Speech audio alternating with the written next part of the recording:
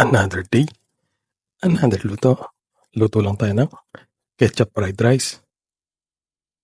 Wow, kanyama na po. Tara, lutuin natin. Bali una, magpipirito muna pala ako ng itlog. Yung toasted sa ilalim, tapos malasado sa taas.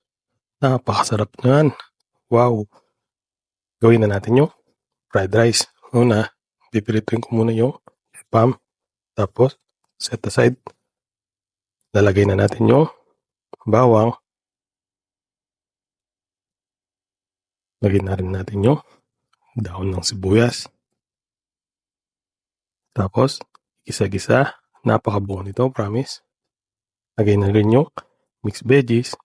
Lagay na rin yung kanin.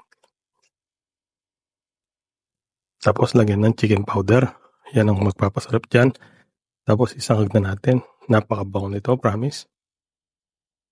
Lagay na rin natin yung ketchup. Paki-comment naman sa baba kung tiga saan ka.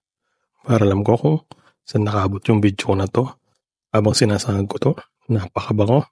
Tapos, lagyan natin ng pang final touch, butter, pang garnish, daon na sibuyas. Wow, look at that.